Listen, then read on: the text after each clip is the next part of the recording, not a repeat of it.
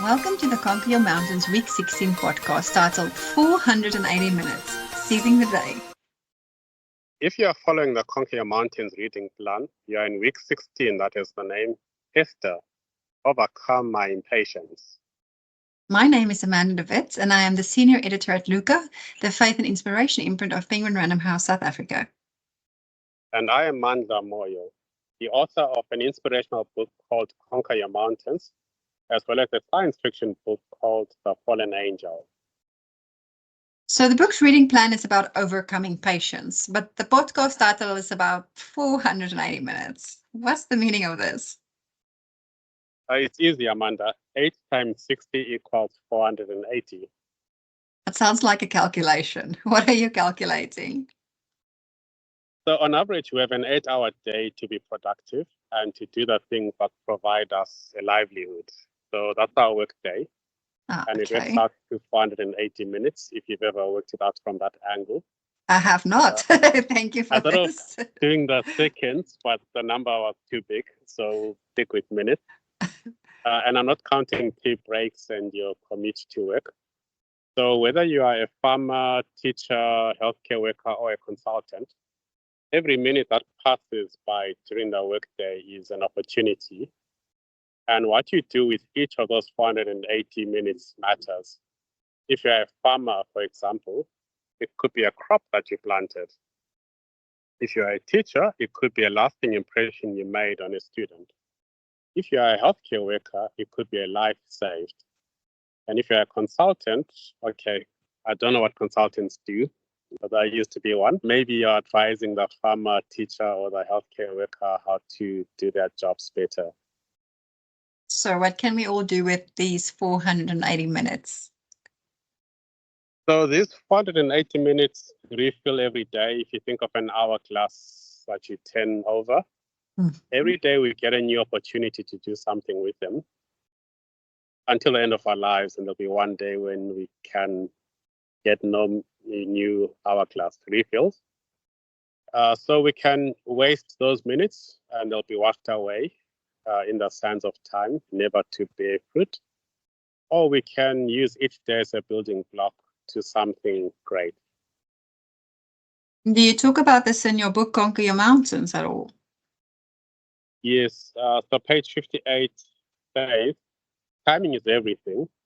And the second that is just passed, as you overheard this sentence, is gone forever. Gone forever sounds a bit scary. It's like a very absolute statement. Tell us more about that. That's a bit scary. Yes, that second is gone forever. All that remains is what you did with that time.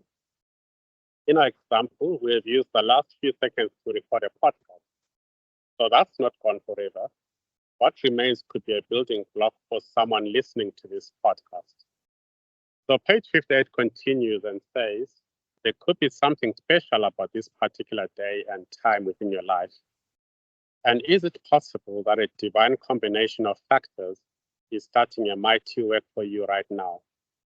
So that's the beauty of the hourglass. Many minutes of your life could have been wasted before this day, but this could be a moment where you get a new start. That bit about gone forever reminds me of what A.W. Tozer said. He said, when you kill time, remember that it has no resurrection. And it's so true. How do we make a new start? How do we use time? How do we decide to start using it wisely? There is no recipe because this will reach each person at a stage of their life that is unique to them and unique to their age, how old they are, whether they are still building up their career or retiring. So the use of time is a science and an art. And the combination of science and art can lead to a masterpiece. Okay, explain that a bit more. Let's start with the science bit. So science is about numbers. So your day is made up of all the minutes that create your productivity. And there are certain hard limits to what you can do within those limits. The laws of physics that limit how much you can do in a day. You can stretch those minutes by being more productive, by minimizing distractions, by setting clear goals, by having moments of flow in your day when you're really, really good at using your time. But you're limited to the laws of physics. You can only churn out so many reports in a day. You can only have 8 hours of meetings in a day if meetings are what you do. If your job is calling people, cold calling to make sales, you can maybe only make 200 calls in a day, and then the laws of physics kick in. So those 480 minutes shape our professional lives, from your morning coffee to your afternoon meetings. Every tick of the clock adds up to a series of tasks that will lead you somewhere.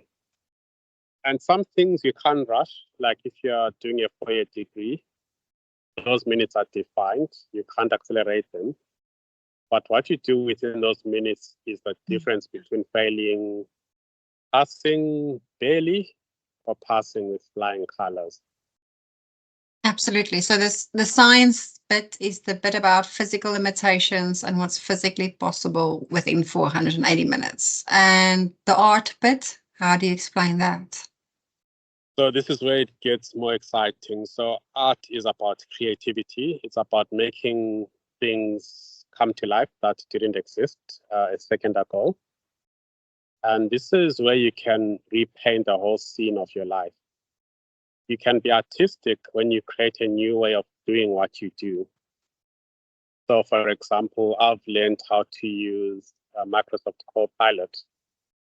And where it used to take me an hour to write a letter, I can now write a letter in, say, 10 minutes. And that's where you can jump forward, jump over the laws of physics. So by being creative, you can invent something or reinvent yourself.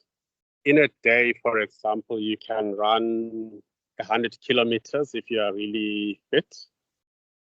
The most I've done in a day is 90 Ks when I did Tom rates. That's impressive.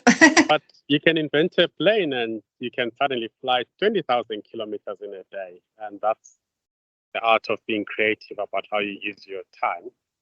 And it doesn't end there. In the future, there'll be someone's creative mind that might invent a craft that can fly at the speed of light. And there you'll be racing beyond the speed of time. Even like if you...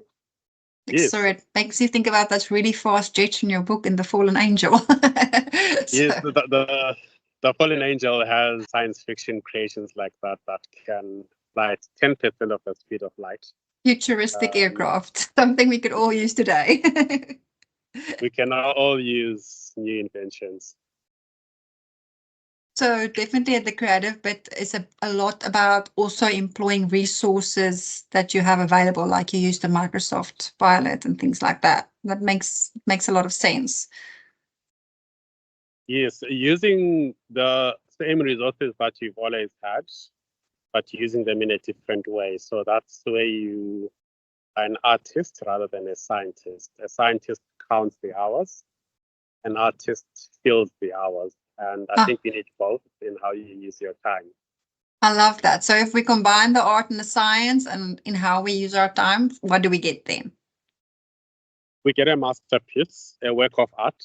We create accomplishment, and other keywords for accomplishment: triumph, success, victory, execution, scoring that winning goal. So in other words, you avoid failure, you avoid loss, defeat, and most importantly, you avoid the pain of living a life of what could have been but wasn't. In other words, if you were Mozart or Beethoven, you create a melody. If you are Einstein or Newton, you would create a scientific theory. If you were Henry Ford or Carl Benz, you'd create a Mercedes-Benz. All these people had 480 minutes in a day, just like you and I, but maybe they used those minutes differently. They were artists and they were scientists in the way they used their time. So it's up to us how we use our time. I like that. So let's end on that high note. If you want to get deeper insight, read Mandla's book, Conquer Your Mountains. It's available at all good bookstores and on Amazon Kindle. And if you want to go on an adventure with us, search for his science fiction book called The Fallen Angel. Bye for now.